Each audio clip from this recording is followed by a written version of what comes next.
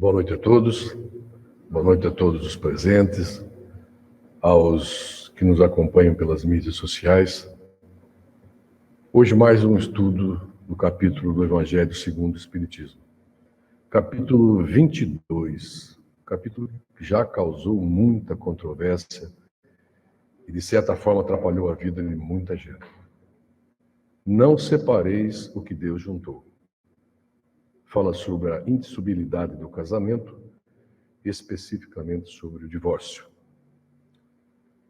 Então, Jesus estando num certo local, os fariseus vieram ter com ele para o tentarem e lhe disseram: será permitido ao homem despedir sua mulher por qualquer motivo? Vamos nos lembrar que isso aconteceu na época de Jesus. Jesus então respondeu: não lesse que aquele que criou o homem desde o princípio os criou macho e fêmea e disse: por essa razão o homem deixará seu pai e sua mãe e se ligará à sua mulher, e não farão os dois senão uma só carne. Assim já não serão duas, mas uma só carne. E aí então vem a frase que marcou muita gente, muito tempo: não separe, pois, o homem o que Deus juntou. E aí os fariseus ainda continuaram cutucando Jesus, vendo se ele saía fora das leis mosaicas, né? Mas por que então, retrucaram eles, ordenava a Moisés que o marido desse à sua mulher um escrito de separação e a despedisse? Jesus respondeu: foi por causa da dureza de vosso coração que Moisés permitiu despedir-se vossas mulheres. Nem a lei civil, nem os compromissos que ela faz se contraírem podem suprir a lei do amor. Se esta, a lei do amor, não preside uma união, resulta frequentemente separarem-se por si mesmos o que à força se uniram. E quando Jesus disse: não separeis o que Deus uniu, essas palavras se devem entender como referência à união segundo a lei imutável de Deus, e não segundo a lei mutável dos homens. Fica um pouquinho complicado, mas a gente vai, logo após a prece da abertura, voltar a esse tema, então, comentando sobre ele. E nesse momento, então, meus irmãos, vamos nos unindo em pensamento, em sentimento, relaxando na cadeira, porque é a hora que nós pedimos a autorização, a licença a Deus, a Jesus, a Maria Santíssima e a todos os mentores dessa casa, Dr. Bezerra de Menezes, Dr. Frites, Emílio Luz, Eurípides, Bassanufo, Magetão Neves da Cunha, para que nos acompanhem durante esse estudo e que esse estudo possa produzir modificações dentro da nossa vida, porque o Evangelho é vida.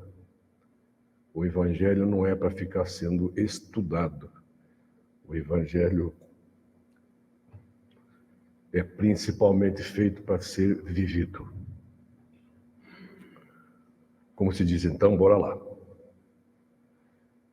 Esse capítulo, meus irmãos, apesar de ele ser curto, direto, ele é muito interessante. Tanto para quem já é casado, quanto também para aqueles que ainda não são casados. E ele é interessante porque nos faz avaliar melhor duas coisas fundamentais em nossa vida.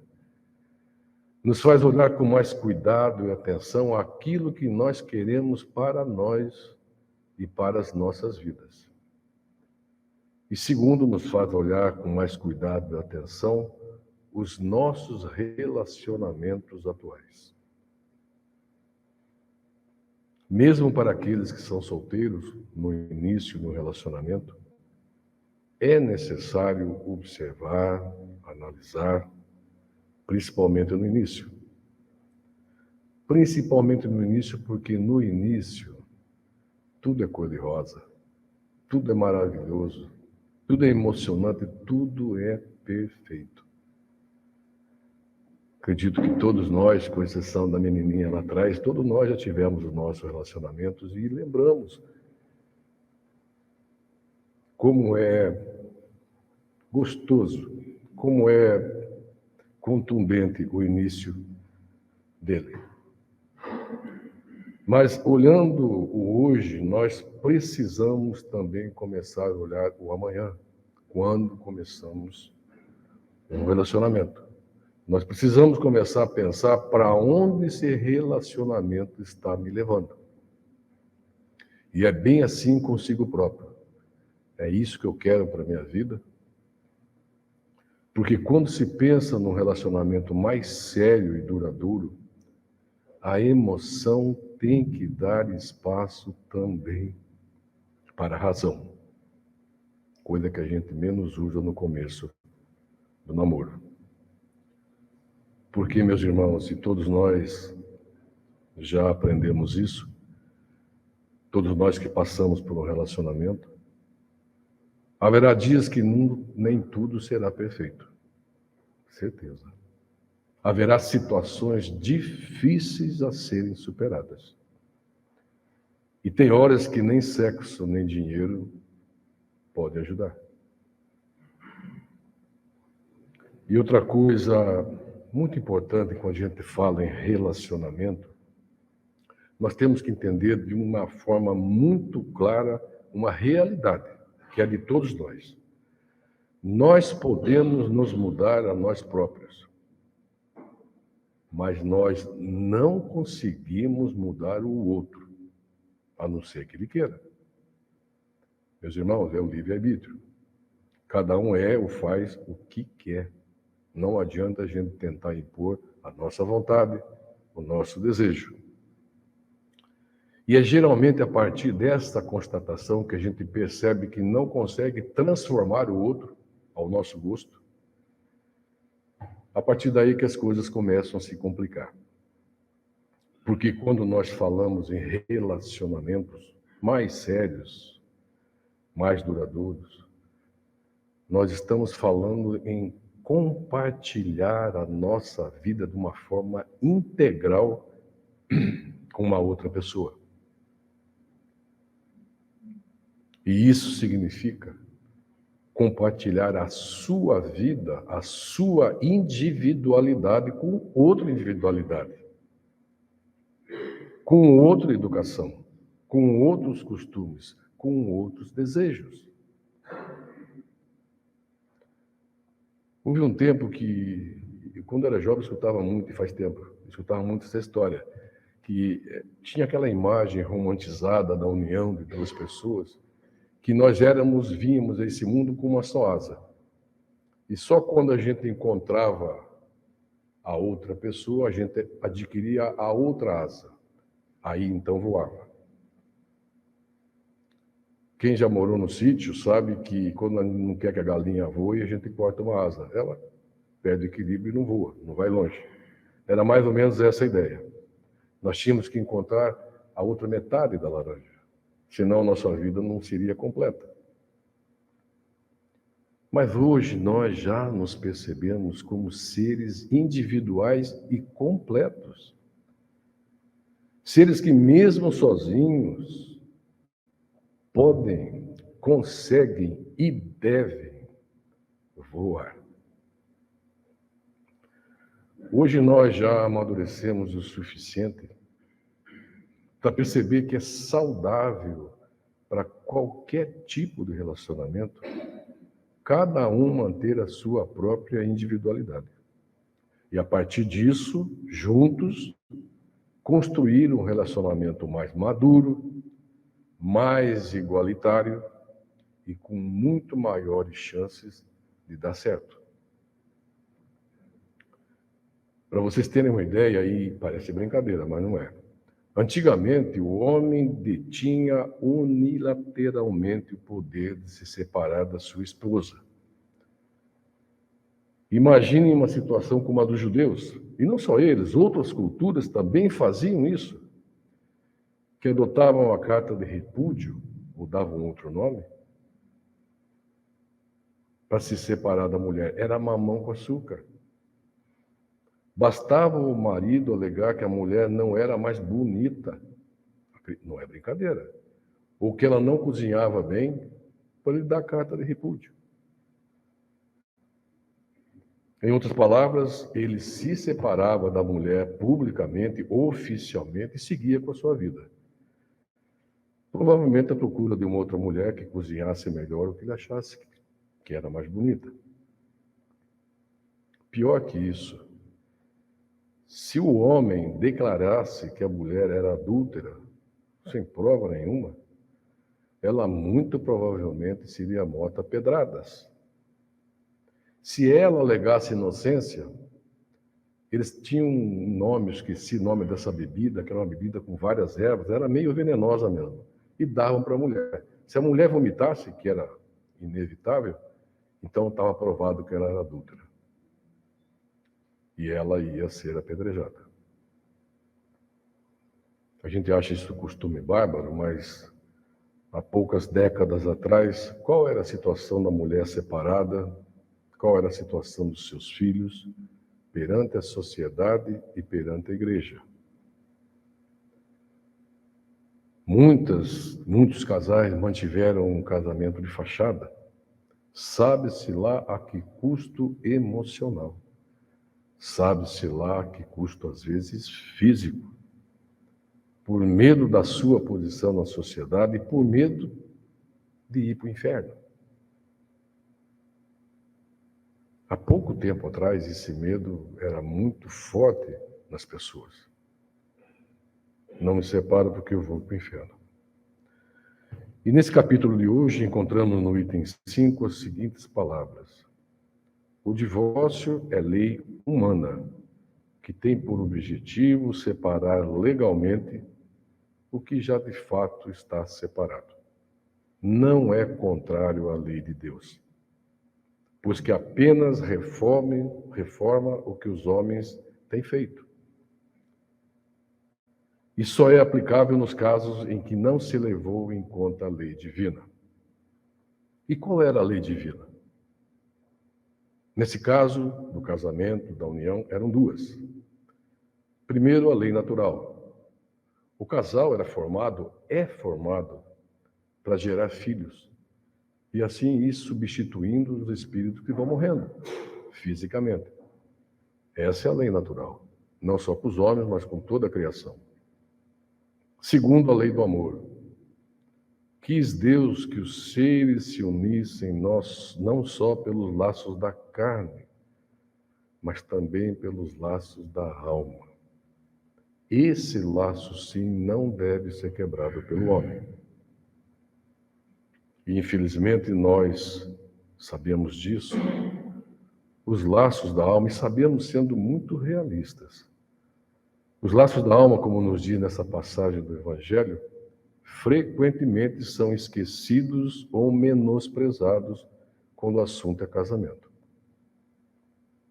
Muitas vezes o aspecto material se torna mais importante. Ou então a confusão tão comum que todos nós passamos por isso, onde a atração sexual se transveste de amor. Alguns dados estatísticos podem nos ajudar a entender o porquê das separações acontecerem. Atualmente, nos dias de hoje, e isso nos mostra como o mundo dá voltas, 70% dos pedidos de divórcio são feitos pelas mulheres.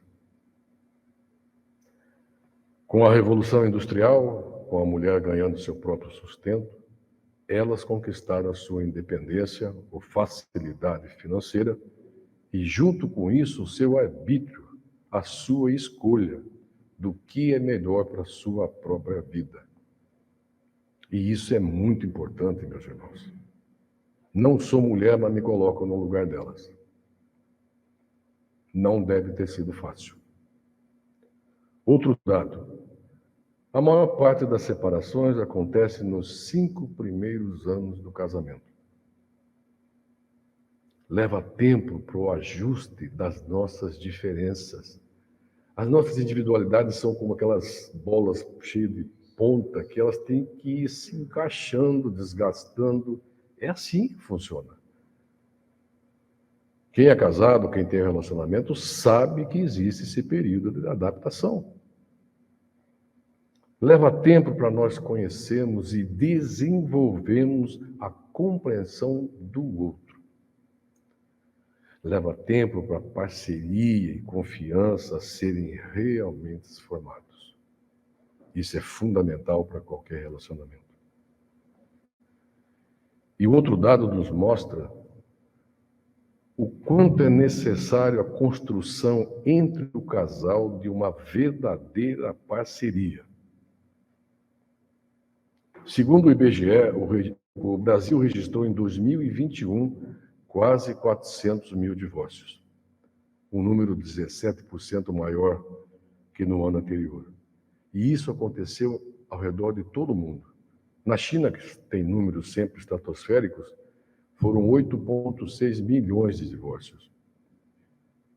2021, não por coincidência, corresponde ao início dos lockdowns obrigatórios por causa da Covid em 2020.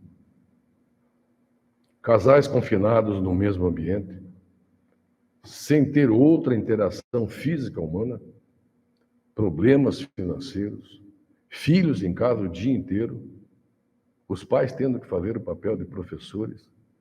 A vida de todo mundo foi virada de ponta cabeça. A indefinição sobre o nosso futuro é recente, todos nós nos lembramos disso. Motivos não faltaram para que houvesse uma escalada de tensões entre os casais. Sem dúvida. Os casais que tinham uma base mais firme de relacionamento puderam passar melhor por essa situação. Mas houve muita separação nesse período, porque a realidade nos colocou frente a frente com o nosso parceiro ou a nossa parceira. Não dava para sair para a rua e trabalhar, e jogar uma bola, ou fazer unha, e um cabeleireiro, era tudo fechado. A gente tinha que se entender com o parceiro que está ali do lado, e não foi por pouco tempo. Então isso trouxe à tona muitas situações que estavam sendo relegadas a segundo plano. Mas isso nos serve de um alerta muitíssimo importante, meus irmãos. Porque ninguém sabe quando virá uma nova crise. E não digo que seja uma crise globalizada como foi a Covid, mas crise faz parte das nossas vidas. Por isso a necessidade de estarmos revendo continuadamente as nossas posturas enquanto parte de um casal. Não dá para deixar no automático. Não dá para deixar ser sequestrado pela rotina que entorpece os nossos sentimentos e as nossas atitudes. Nós precisamos prestar mais atenção para quem compartilha a vida conosco. Todo dia. E todo dia é dia de recomeçar. Se não tem essa base, é dia de começar a reconstruir ou construir.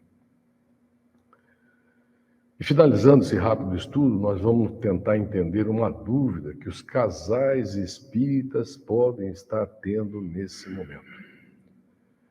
Nós espíritas sabemos que vivemos num mundo de provas e expiações, certo? Certo. E daí acontece de muitas pessoas estarem envolvidas num casamento que nós chamamos de provação, ou retorno de causa e efeito. Certo? Certo. Provação é importante destacar que sempre foi escolhida pelo próprio Espírito. Tem gente que encarna nesse mundo com algumas missões difíceis, entre elas, uma delas é o casamento. Isso é uma realidade. Está certo que quando nós escolhemos essa aprovação, nós escolhemos como vai ser a nossa vida quando reencarnamos, nós estamos na erraticidade, nós estamos no plano espiritual. E nós, como espíritos, sem o corpo de carne, nós estamos envolvidos naquele clima de crescimento, de amor, de progresso, de aprendizado. E nós, como espíritos, estamos tendo uma visão muito clara do que nós realmente somos. E junto com isso, uma visão muito clara do que nós poderíamos ser, se nós resolvêssemos antigas pendências.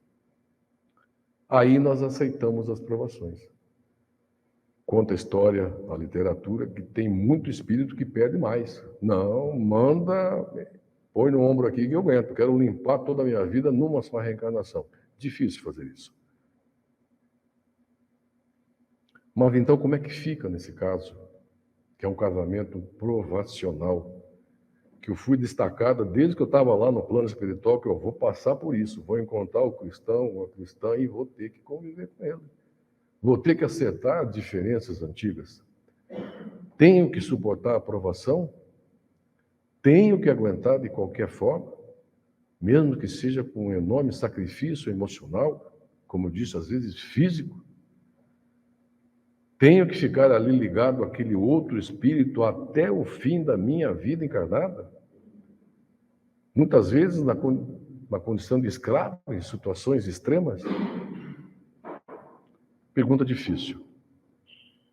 E para responder, nós nos apoiamos, como não podia deixar de ser, num livro de Francisco Cândido Xavier, emitido por Emmanuel. Esse livro se chama A Vida e Sexo. E nele existe um capítulo sobre o divórcio que nos diz, e eu vou ler só um trechinho pequeno para deixar o assunto mais claro. O casamento será sempre um instituto benemérito, ou seja, o casamento é um instituto que veio para nos fazer bem, acolhendo aqueles que a vida aguarda para o trabalho do seu próprio aperfeiçoamento. Então, o casamento muitas vezes é usado para que a gente se toque que nós não somos o último biscoito do pacote. Que a vida, o mundo não gira ao nosso redor, pelo contrário. Então, o casamento muitas vezes tem esse sentido. Ocorre, entretanto, que a sabedoria divina jamais institui princípios de violência. E o espírito, conquanto em muitas situações agrave os seus próprios débitos, dispõe da faculdade de interromper, recusar, modificar, discutir ou adiar transitoriamente o desempenho do compromisso que abraçou. Resumindo, mesmo o casamento provacional que nós escolhemos lá na espiritualidade, como forma, como ferramenta de nós nos melhorarmos, ele pode sim ser terminado, desfeito nessa vida por nosso arbítrio. Sempre lembrando que o compromisso foi adiado. Ele não foi finalizado. Um dia ele terá que ser finalizado. Esse assunto todo, meus irmãos, não é para deixar ninguém para baixo, pelo contrário. É um assunto muito real e que pode nos acordar para o momento em que nós estamos vivendo, evitando que nós chegamos a um extremo desse. A vida a dois não é fácil, porque nós temos que compartilhar a nossa vida com outra pessoa. Mas é uma forma muito interessante de crescer, de se doar, aprender a se doar.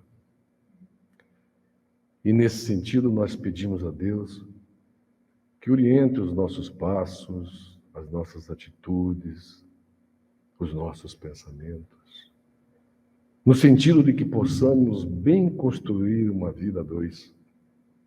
Muita paz a todos. Graças a Deus.